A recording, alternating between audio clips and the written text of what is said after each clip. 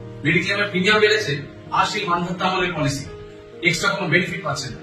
আজকে সেই নিয়ে আমরা আলোচনা করবো যে একই প্রিমিয়াম দিয়ে কি কি ধরনের এক্সট্রা বেনিফিটস আমরা পেতে পারি। চলুন জেনে নেওয়া যাক।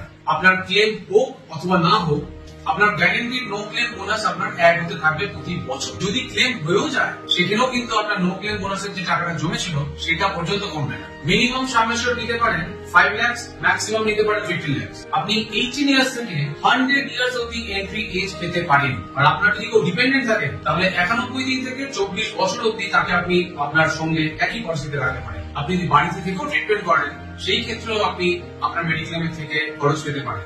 ইমার্জেন্সি রোড অ্যাম্বুলেন্স দেওয়া হবে।